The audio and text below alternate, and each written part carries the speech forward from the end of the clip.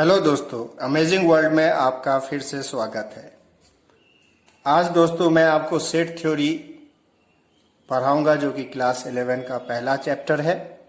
तो set theory एक basic है और इसको जानना बहुत ही ज़रूरी है क्योंकि आगे जो हम लोग फंक्शन पढ़ेंगे, रिलेशन पढ़ेंगे और आगे की जो भी चीज़ों को हम लोग करेंगे उसमें हमें सेट के बारे में जानना बहुत ज़रूरी है। तो पहले हम लोग सेट थ्योरी के बारे में जानते हैं और चैप्टर का शुरुआत करते हैं सेट थ्योरी से। तो सबसे पहले हम लोग आते हैं कि ये सेट्स क्या होते हैं। तो सेट को डिफाइन करते हुए बताया गया है कि a set is any collection of distinct and distinguishable objects.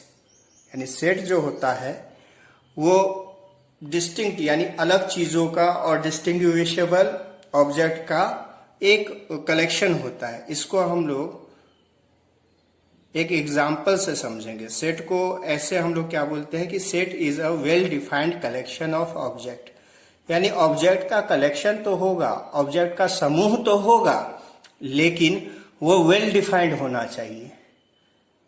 तो वेल डिफाइंड का मतलब क्या है, जैसे यहां हम एक एग्जाम्पल देखते हैं कि A इज इक्वल टू, हमने एक सेट लिया है 1 2 3 4। तो यहां पे क्या है, ये सेट डिफाइंड है, वेल डिफाइंड ऑब्जेक्ट्स का कलेक्शन है। कैसे? क्योंकि 1 2 3 4 अगर हम देखें तो ये काउंटिंग नंबर्स आते हैं, दूसरे शब्दों में कहें तो नेचुरल नंबर्स आते हैं। और अगर हम इसको डिफाइन करना चाहे इस सेट को तो बोल सकते हैं कि x क्या है, एक नेचुरल नंबर है और 4 से छोटा है। तो यानी ये वेल डिफाइंड है और ऑब्जेक्ट का कलेक्शन है, इसलिए इसको सेट बोल दिए हम लोगों ने। ठीक है, अब कुछ एग्जाम्पल हम लोग यहाँ पे देखते हैं। सेट के कॉन्सेप्ट को और क्लियर करने के लिए हम यहाँ एक एग्जाम्पल देखते हैं। एक एग्जाम्पल हमारे सामने दिया हुआ है, the collection of most talented writers of India. और क्या ये सेट होगा कि नहीं होगा, हमको वो डिस्कस करना है। तो collection of most talented writers of India जो है एक सेट नहीं होगा। सेट इसलिए नहीं होगा, कलेक्शन तो है यहाँ पे, यानी कि जितने भी टैलेंटेड राइटर्स है उसके कलेक्शन तो हम लोग बना सकते हैं, लेकिन मोस्ट टैलेंटेड का क्राइटेरिया क्या है, यहां क्राइटेरिया डिफाइंड नहीं है, वेल डिफाइंड ये नहीं है। क्या मोस्ट टैलेंटेड किस संदर्भ में हम लोग बात कर रहे हैं कि वो मोस्ट टैलेंटेड है। ठीक है, तो ये एक वेल डिफाइंड नहीं है, तो इसको हम क्या बोल सकते हैं कि नॉट अ सेट। अब दूसरा देख लीजिए कि the collection of all positive integers, collection of all positive integers, क्या ये सेट होगा? तो बिल्कुल होगा ये सेट, क्योंकि इंटीजर तो डिफाइंड है, ये बोल दिया है कि इंटीजर क्या होना चाहिए, पॉजिटिव होना चाहिए। सारे पॉजिटिव इंटीजर्स का कलेक्शन। तो पॉजिटिव इंटीजर्स अगर आप लिखना चाहें तो 1 2 3 4, ठीक है, और ये कहां तक जाएगा, अप टू इन्फिनिटी तक जा सकता है। ठीक है, ये सारे क्या है, पॉजिटिव इंटीजर्स हैं। Collection of all months of a year beginning with letter J. अब यहां जो तीसरा एग्जाम्पल है वो बोल रहा है कि यहाँ पे ईयर का, ऐसे मंथ का हमको कलेक्शन निकालना है जो जे लेटर से जिसका बिगिनिंग होता हो। तो जनवरी है, जून है, जुलाई है। तो अगर हम सेट मान लीजिए ए लिख देते हैं तो इसका क्या होगा आंसर, इसका आंसर क्या होगा, जून हो जाएगा, जुलाई हो जाएगा, जनवरी हो जाएगा। ठीक है, तो इस तरीके से ये सेट हम लोग कर सकते हैं। ठीक है, अब यहां डी देख लीजिए। डी में एक एग्जाम्पल दिया हुआ है कि ए इज इक्वल टू 1 2 3 3 2 5, ये दिया हुआ है। अब ये बोलता है कि ये सेट होगा कि नहीं होगा। तो यहां हम कह सकते हैं कि ये सेट नहीं होगा। अब क्यों नहीं होगा, तो यहां पे देखिए, यहां 2 2 बार आया है, 3 2 बार आया है, तो यहां क्या बोलता है कि a set is any collection of distinct and distinguishable objects, जिनमें भेद किया जा सके, जो अलग अलग ऑब्जेक्ट्स का क्या है, ये कलेक्शन है, वेल डिफाइंड ऑब्जेक्ट्स का कलेक्शन है। तो यहां देखिए 2 2 बार आया, 3 2 बार आया, तो ये सेम नंबर रिपीट हो गया है, तो ये डिस्टिंक्ट नहीं हुआ, इसलिए ये क्या है होगा, एक नॉट अ सेट होगा। तो सेट के कॉन्सेप्ट को आप, मैं उम्मीद करता हूं कि थोड़ा बहुत समझ लिए होंगे। अब हम लोग आगे बढ़ते हैं और देखते हैं कि सेट्स पढ़ते वक्त हम लोग कौन कौन से स्टैंडर्ड नोटिफिकेशन को यूज करते हैं। तो यहां पे Z और I को इंटीजर्स के लिए यूज किया जाता है, Q को रैशनल नंबर्स के लिए यूज किया जाता है, जनरली मैं बात कर रहा हूं, ये R को रियल नंबर के लिए यूज किया जाता है, और N को नेचुरल नंबर के लिए यूज किया जाता है। इसके अलावा अगर कोई बोल दे Z+, इसका मतलब क्या हुआ, पॉजिटिव इंटीजर के बारे में बात कर रहा है। कोई R+ बोल दे तो रियल नंबर है, लेकिन पॉजिटिव रियल नंबर है।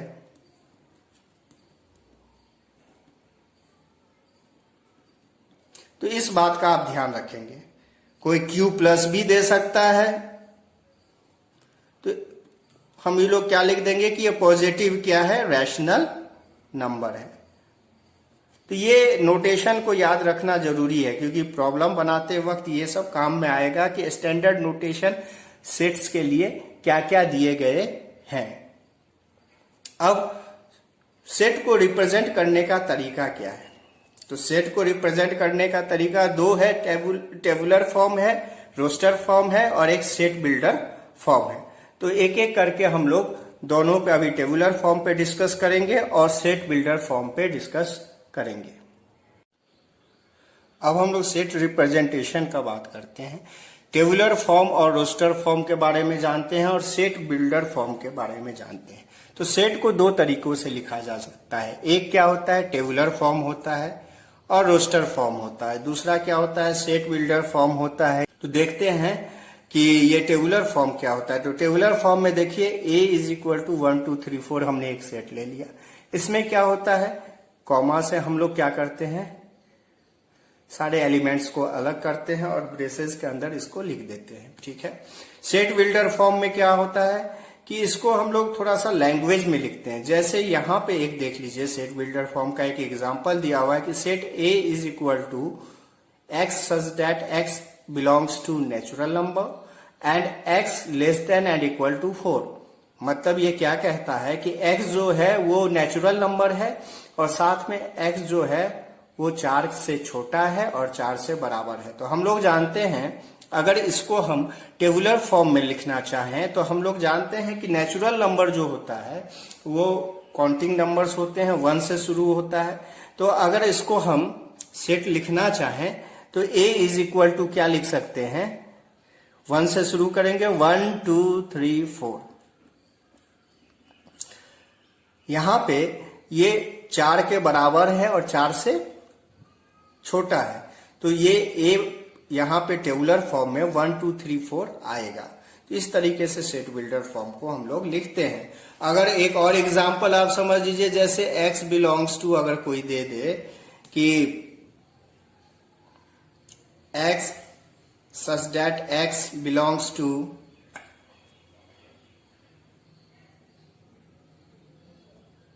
z+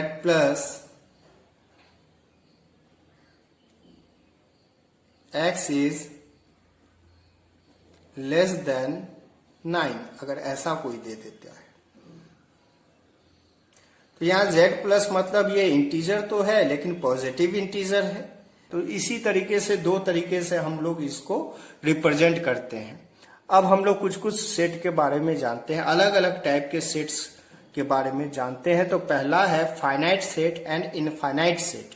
ये क्या होते हैं, तो फाइनाइट सेट ऐसा सेट होता है जिसके नंबर ऑफ एलिमेंट्स, यानी कि इसमें जो जो मेंबर हैं वही क्या कहलाते हैं, इनके नंबर ऑफ एलिमेंट्स कहलाते हैं।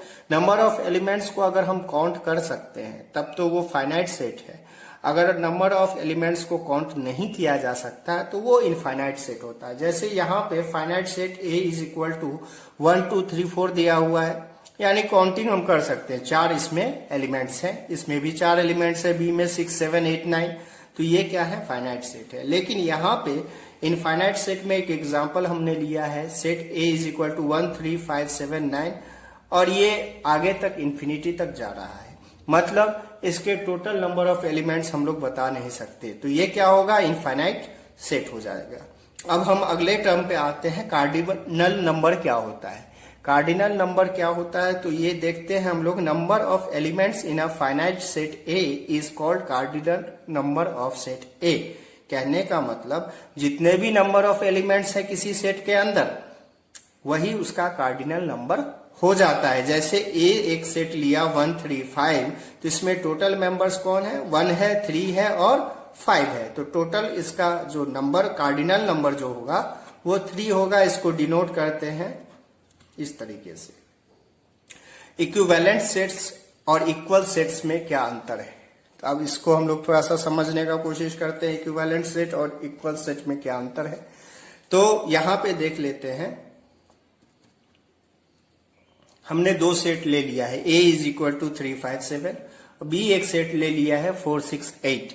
अब देखिए यहां पे कार्डिनल नंबर देखें तो NA का भी 3 है और NB का भी 3 है।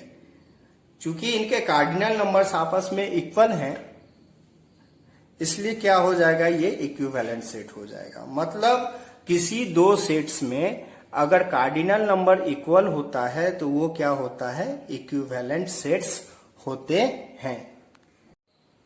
अब आते हैं हम लोग इक्वल सेट्स पे। इक्वल सेट में मैंने A एक सेट ले लिया है XYZ और B ले लिया है ZXY। अब यहां पे देखिए कार्डिनल नंबर्स भी सेम है, क्योंकि इसमें भी नंबर ऑफ एलिमेंट्स 3 हैं और इसमें भी नंबर ऑफ B में भी नंबर ऑफ एलिमेंट्स 3 हैं, और NA is equal to NB है, 3 मेंबर्स हैं इसमें। तो ये तो अभी कह सकते हैं कि ये एक इक्विवेलेंट सेट है, ये एक इक्विवेलेंट सेट है। लेकिन साथ में ये भी देखिए कि XYZ जो है वो सेट A का भी मेंबर है और सेट B का भी मेंबर है।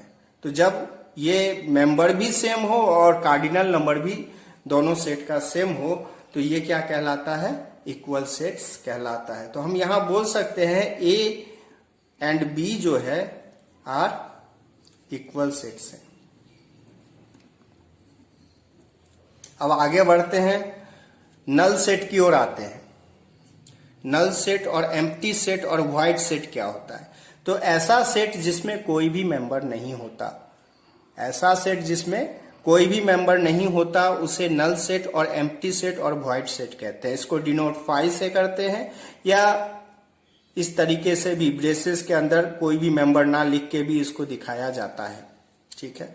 अब इसका आप समझ सकते हैं कि नल सेट में नंबर ऑफ एलिमेंट्स 0 होंगे। इसका एक एग्जाम्पल हम लोग ने लिखा है सेट बिल्डर फॉर्म में। सेट बिल्डर फॉर्म में हमने क्या लिखा है, x such that x belongs to n and 0 से ग्रेटर है x और 1 से छोटा है, ऐसा कोई मेंबर हमको बताना है। तो हम लोग जानते हैं कि नेचुरल नंबर 1 से शुरू होता है, काउंटिंग नंबर्स होते हैं, 0 से बड़ा और 1 से छोटा कोई भी नेचुरल नंबर पॉसिबल नहीं है। यानी अगर इसको सेट A बोल दें तो ये क्या हो जाएगा, इसमें कोई मेंबर तो आएगा ही नहीं। अगर इसको हम लोग रोस्टर फॉर्म में लिखें या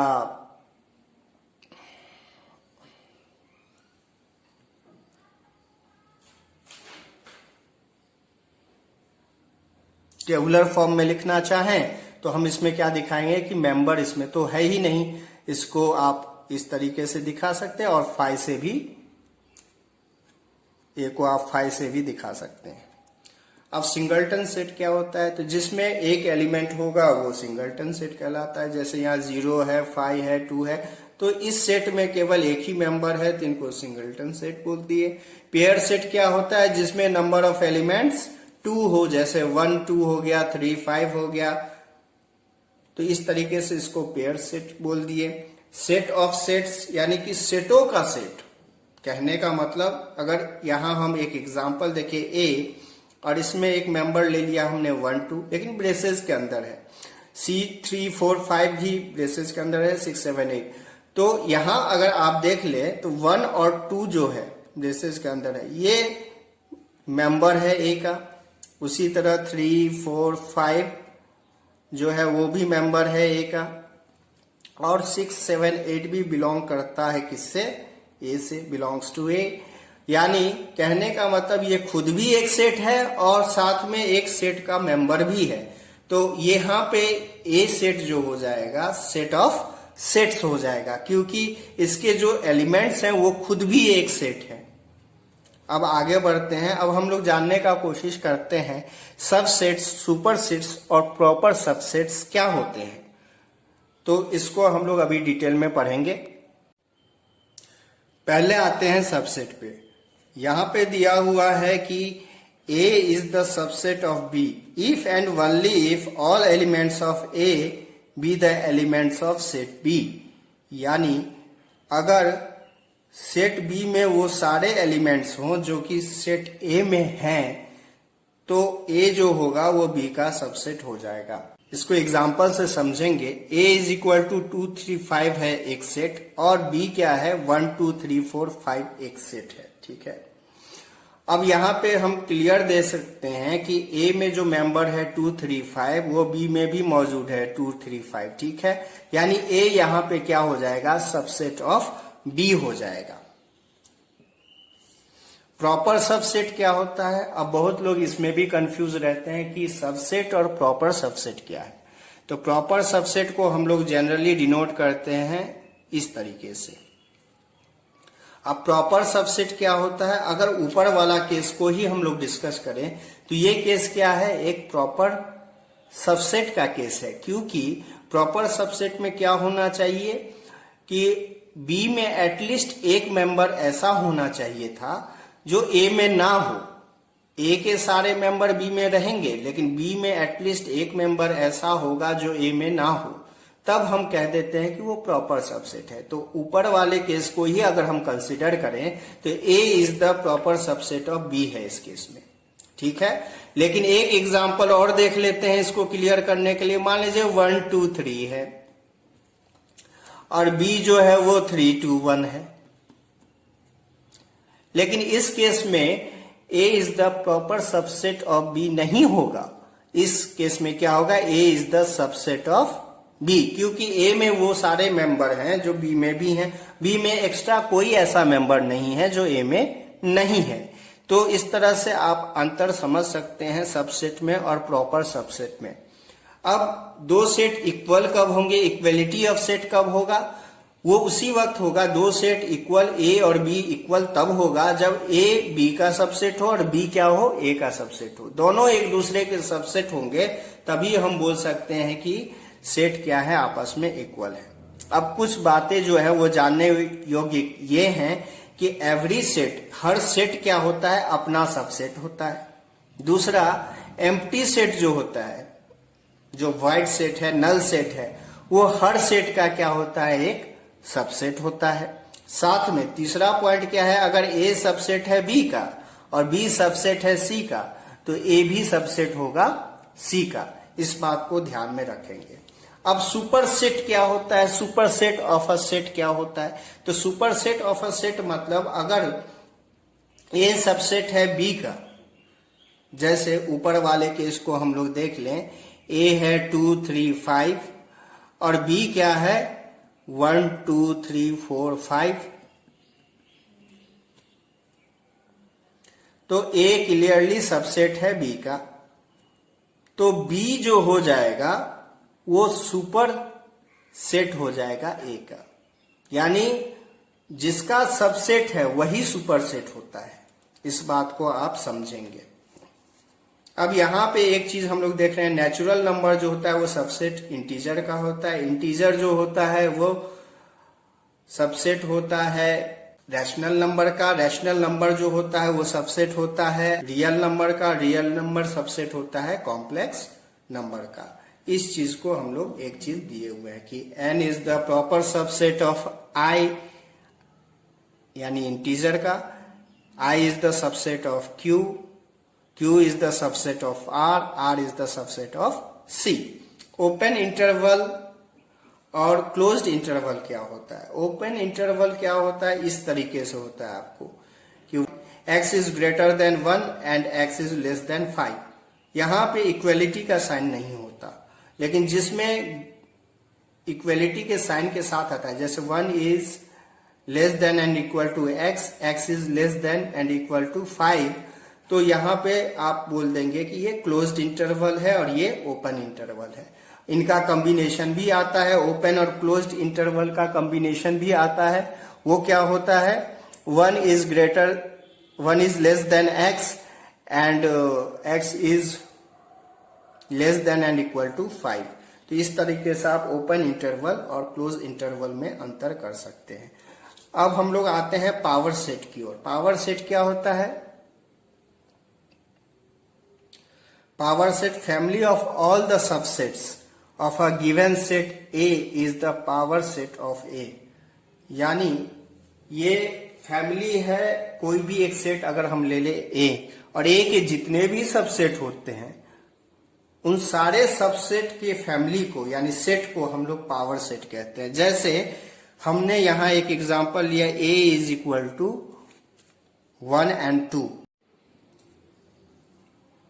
फ्रेंड्स, हम जानते हैं कि एम्प्टी सेट जो होता है हर सेट का सबसेट होता है।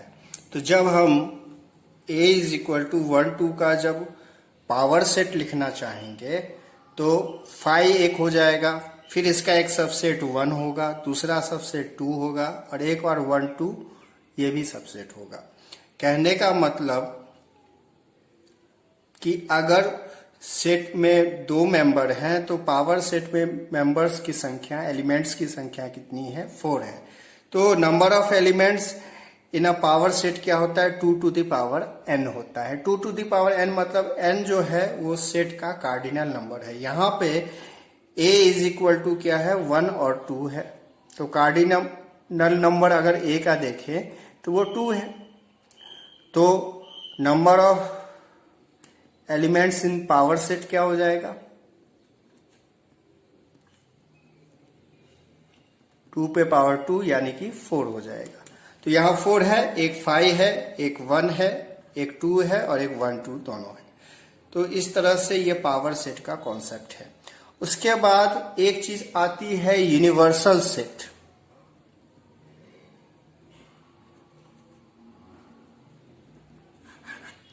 ये यूनिवर्सल सेट अगर हम लोग बात ना करें तो अधूरा रह जाएगा सेट थ्योरी, क्योंकि यूनिवर्सल सेट को समझना बहुत जरूरी है। जैसे मान लीजिए एक एग्जांपल से इसको समझते हैं। जैसे एक फॉरेस्ट है, एक जंगल है, ठीक है, एक जंगल है, उसमें क्या है? लॉयन का ग्रुप है, एलिफेंट्स का ग्रुप है, डियर्स का ग्रुप है। लेकिन ओवरऑल अगर हम बात करें तो ये सारे एक फॉरेस्ट के अंदर रहते हैं और ये फॉरेस्ट में लायन, एलिफेंट, डियर के अलावा भी और बहुत सारे बर्ड्स रहते हैं, बहुत सारे एनिमल्स रहते हैं।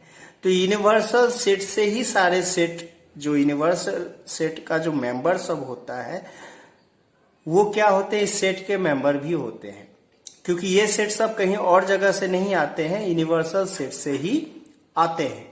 तो अगर हम कह दें कि यूनिवर्सल सेट जो होता है सारे सेट का सुपर सेट होता है तो गलत नहीं होगा, क्योंकि अगर कोई भी सेट होगा तो वो यूनिवर्सल सेट का एक सबसेट होगा। इस बात को हमको ध्यान में रखना होगा। इसको जनरली यू से डिनोट किया जाता है, ठीक है।